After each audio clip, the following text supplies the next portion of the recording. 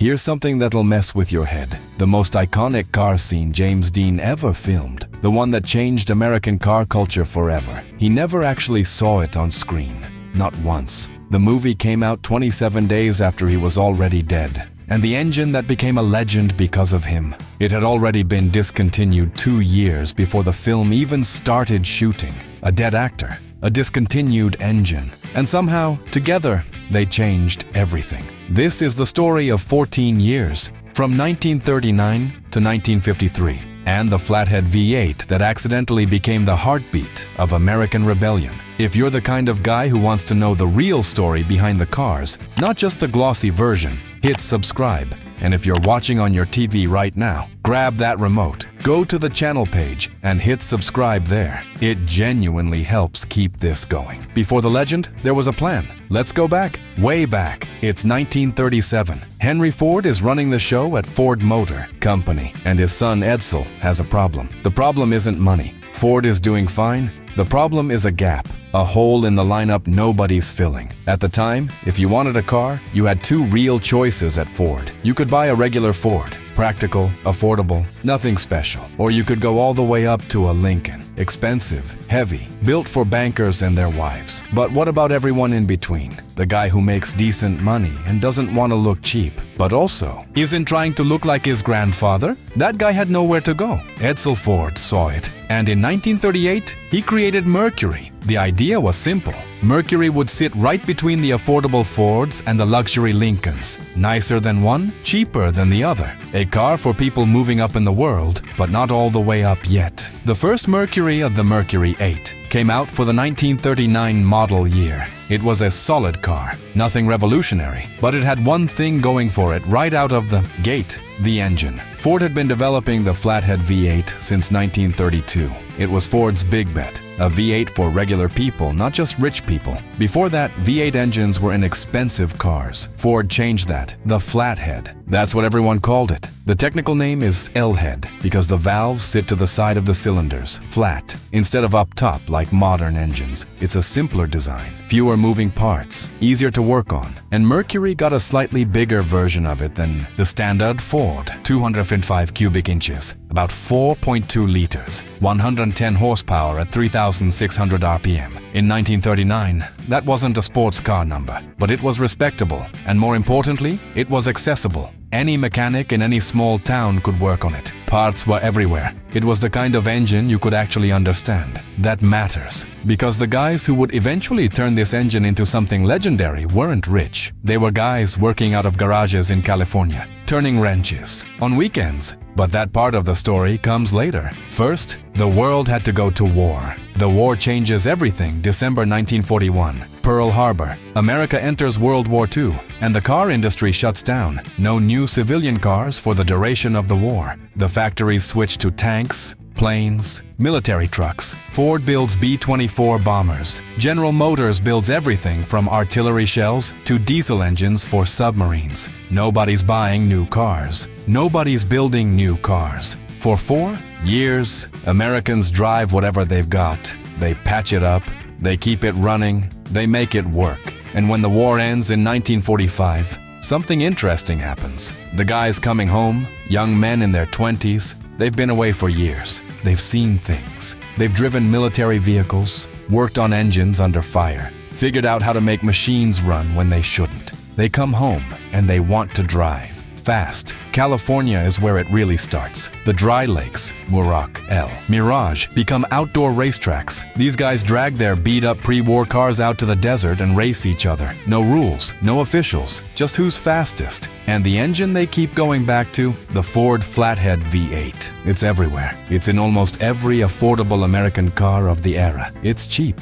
The parts are everywhere, and most importantly, it responds to modification. You can bore it out. You can add better carburetors. You can improve the heads. You can make it faster without spending a fortune. The hot rod culture is born right here, in the California desert, with the Flathead V8 under the hood. Now, here's where Mercury specifically enters the picture. In 1949, Mercury redesigns the 8 completely. It's the first truly new Mercury since the war. New body, new look, smoother, lower, more European in its proportions. It's a genuinely good-looking car, and it sells like crazy. Mercury moves over 301,000 units that year, a record for the brand. But here's what matters for our story. Those hot rodders in California, they start looking at the 49 Mercury differently. The body, that's what catches their eye. The 49 Mercury has a fastback roofline. The roof flows down toward the rear of the car in a long, smooth curve. It has big, rounded fenders, a wide, low stance.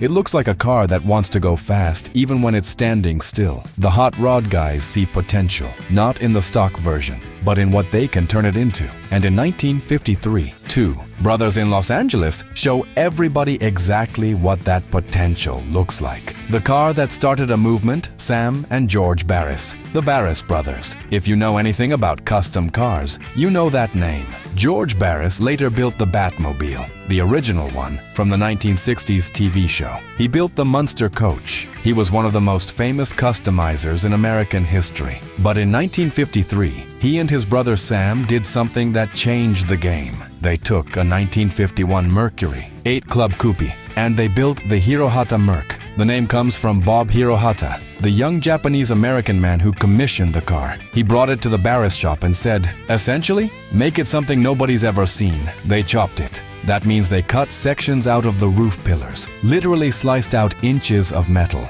to lower the roofline. The car went from looking like a comfortable family sedan to looking like something from the future. They smoothed every seam, filled the gaps with lead, actual lead, which is where the nickname lead sled comes from. Removed the door handles, shaved the chrome, gave it a custom paint job.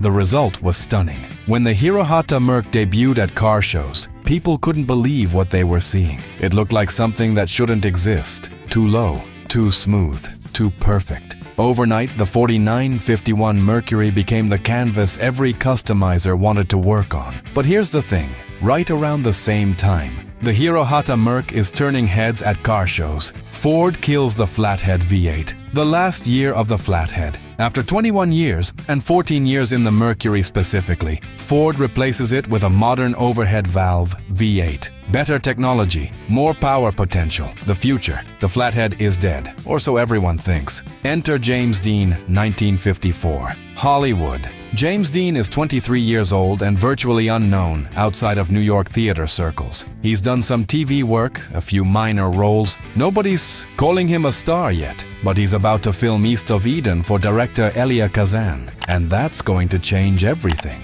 Dean is not like the movie stars of his era. Cary Grant, Gary Cooper, Clark Gable. These men were polished, controlled. They looked like they had everything figured out. Dean looked like he had nothing figured out. He moved through scenes like someone who couldn't quite fit inside his own skin. He was restless, uncertain, magnetic in a way that nobody had seen on screen before. And he loved cars, not as props, not as symbols. He actually loved them, raced them, lived in them. While filming Rebel Without a Cause in 1955, the movie required Dean's character, a troubled teenager named Jim Stark, to have a car that said something about who he was. The choice landed on a 1949 Mercury Series 9cm coupe.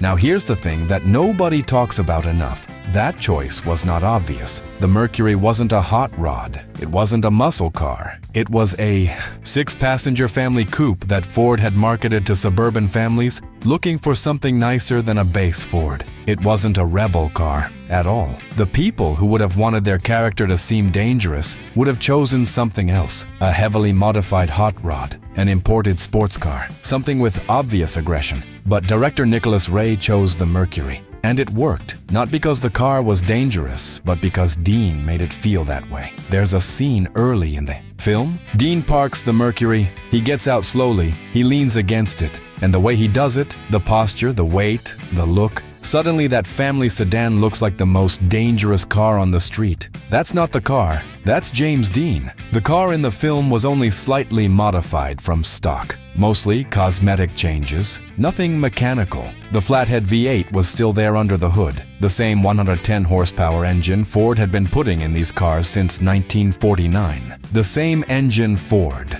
had discontinued 2 years earlier. Think about that for a second. The engine that becomes an American icon, that inspires a generation of customizers and hot rodders, was already out of production when the movie that made it famous started filming. The crash and the release. September 30th, 1955. James Dean finishes Giant, his third and final film. He's 24 years old. He has 3 movies. All of them are going to be massive. The industry already knows it. Dean is about to become the biggest star in Hollywood. He buys a Porsche 550 Spider, a race car, one of the fastest production cars in the world at that moment. He names it Little Bastard and has the name painted on the rear cowl. He's on his way to a race in Salinas, California. Route 466, late afternoon. The sun is low and directly ahead. A 23-year-old student named Donald Turnipseed is driving a Ford Tudor in the other direction. He doesn't see the silver Porsche coming at 85 miles an hour.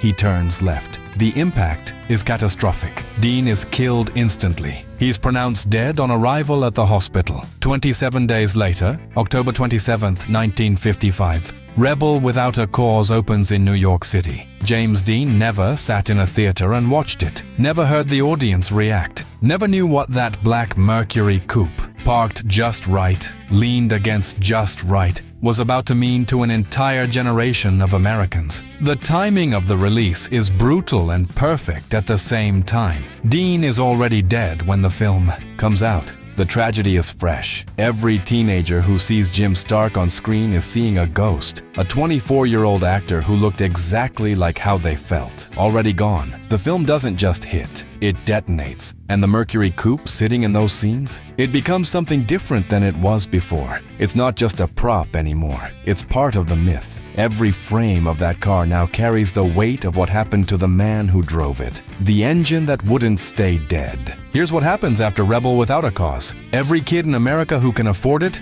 wants a 49 Mercury, or a 50, or a 51. The entire run of that body style becomes the most desired car in custom culture overnight. And when they get those cars, they do what the hot rodders in California had been doing for years. They chop them, they lower them, they fill the seams with lead. They build lead sleds. The Flathead V8, discontinued, supposedly dead, is now in thousands of garages across the country because those 49 through 51 Mercurys are all still on the road, and they all have flatheads. The engine gets the same treatment as the body. Customizers learn its strengths and work around its weaknesses. The Flathead can't rev as high as modern overhead valve engines, but it makes torque low in the RPM range. It sounds different, deeper, throatier. It has a character that newer engines don't. The hot rod community doesn't abandon the Flathead just because Ford did. They keep working with it, building speed equipment for it, writing about it in the new Hot Rod magazines. Hot Rod magazine launched in 1948, right in the middle of all this. The Flathead V8 lives on as a cultural object long after Ford walks away from it as an engineering one. Meanwhile, the Mercury coupe from Rebel Without a Cause becomes an artifact. It travels. It ends up in the collections of serious automotive museums. The National Automobile Museum in Reno, the California Automobile Museum in Sacramento. There's even a period where the two museums play a game with it. Whoever wins a minor league baseball bet gets the car for a year. A 1949 family sedan passed between museums like a national treasure because of what one actor did with it for about 111 minutes of screen time. What those 14 years actually built. Let's step back and look at the full picture. 1939 to 1953. 14 years of the Mercury 8 with the Flathead V8. In that time, it started as a practical answer to a market gap. A car for families who wanted something between a Ford and a Lincoln. Nothing more. It survived a world war, got redesigned for a new post-war America, fell into the hands of a generation of young men who'd come home from combat wanting to build something instead of destroy something, got chopped, slammed, leaded, and turned into rolling art. And then, just as Ford was pulling the plug on it, a 24-year-old actor from Fairmount, Indiana leaned against one in a Hollywood backlot and made it eternal. The Flathead V8 didn't make James Dean cool.